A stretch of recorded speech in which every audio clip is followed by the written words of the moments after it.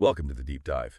Today, we're taking a stack of sources and pulling out the really profound insights for you. And our focus, it's Siddhartha Gautama, the Buddha. So picture this. It's roughly 500 BCE. You've got thinkers like Heraclitus over in Greece looking at, the big cosmic motion, the flux of everything. And then in China, Laozi is talking about the rhythms of nature, environmental motion. But Buddha, he did something, well, radically different. He looked inward. He discovered this internal dimension of motion inside us. So our mission today is to explore some key ideas from Buddha, the one who saw impermanence as motion. We want to see how his big concepts, impermanence, non-self, suffering, and nirvana, look through this lens of, let's call it motion theory. And by motion theory, we just mean looking at reality not as fixed stuff, but as dynamic patterns, rhythms, constant change, but structured change, processes, not just objects. We'll see how these ancient truths actually line up surprisingly well with modern psychology, even neuroscience. It's kind of a shortcut for you to get really informed about how dynamic reality is, especially inside your own head. It really is intriguing, isn't it, that these insights about motion popped up independently, different cultures, roughly the same time. But like you said, Buddha's focus was unique. He wasn't looking at rivers or the cosmos primarily. He looked inside the human mind. Which leads to a great question. What kind of motion did he actually see in there? What was the internal equivalent of Heraclitus's flowing river? Yeah, exactly. So let's unpack that. We should probably start with his absolute core insight, anicca.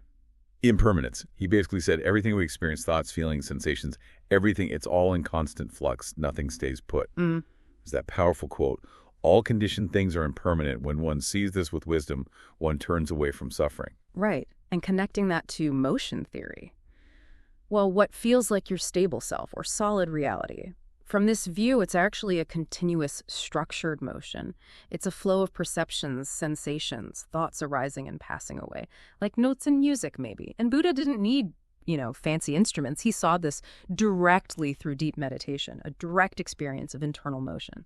So for you listening, this means even that tiny thought you just had, it's part of this immense constant movement. Okay, so if everything is moving, constantly changing, what about our sense of I, our identity? Is that moving too? Yes. Because that flows right into anatta, non-self. And this is where it gets really mind-bending for a lot of us.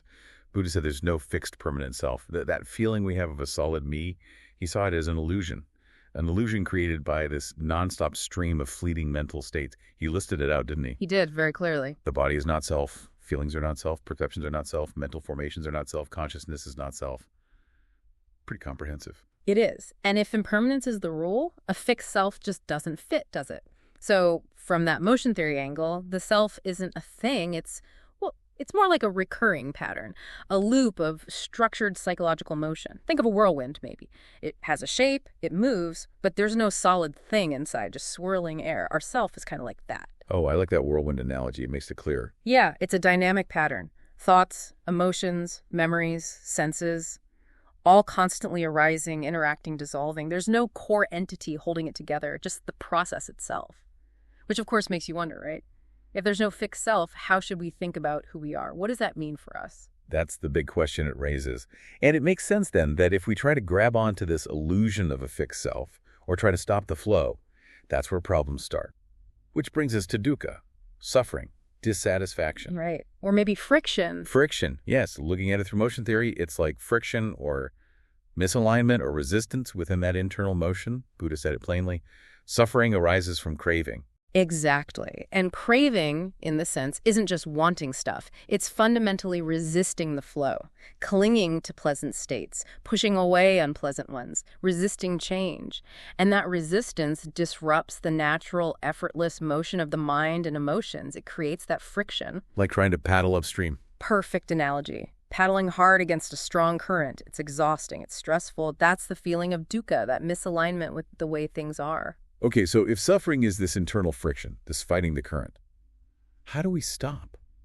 How do we find ease? That leads us to the goal, right? Nirvana. Nirvana, the cessation of suffering. But from this motion theory view, it's not like everything just stops. It's not the end of motion. No, not at all. It's the cessation of conflicting motion. The friction stops. Ah, okay. So it's about harmony, like all the internal rhythms syncing up. Precisely. Harmonious synchronization. You're no longer resisting or misunderstanding the internal motion. You move with it, effortlessly. Like Buddha said, peace comes from within. Do not seek it without. Right. And achieving nirvana in this sense means embodying that effortless, frictionless psychological motion, like a skilled dancer who's perfectly in sync with the music. And it's fascinating how this echoes Laozi's idea of wu-wei effortless action. You see this recognition of harmonious, structured motion popping up across these different wisdom traditions. It's a powerful convergence. So let's just step back for a second. We've got Heraclitus seeing external cosmic motion, Laozi describing the rhythms of nature. and Buddha revealing this deep internal psychological motion. When you put them all together, what's the big picture? Well, the big picture seems to be that fundamentally reality isn't static. On every level, cosmic, environmental, psychological, it's structured, rhythmic motion, always arising, changing, dissolving. And what's really amazing is how modern science is in many ways catching up to these ancient insights. Absolutely. You look at neuroscience today. Brain scans literally show us networks constantly reorganizing themselves. That's motion. Patterns of neurons firing together, perception response loops constantly adapting.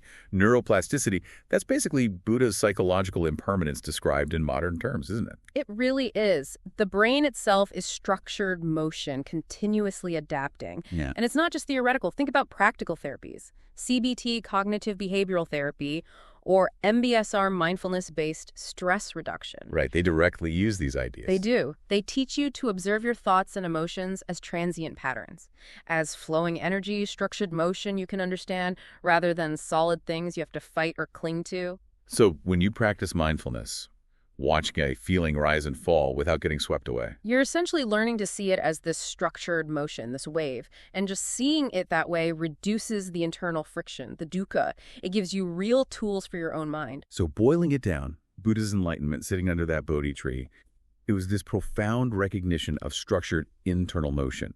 And his teaching was basically, don't fear the flow. Learn to align with it effortlessly.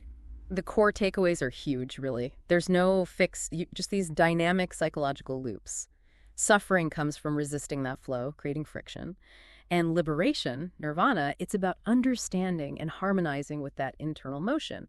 And it's just incredible that these insights weren't just, spiritual musings. They anticipated modern scientific discoveries about neuroplasticity, psychological change, emotional fluidity by centuries. Yeah, he didn't need an fMRI machine.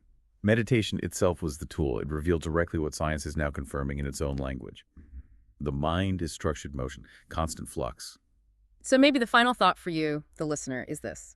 Buddha gave us one of humanity's most profound insights. The self isn't an object to find. It's a rhythm to master.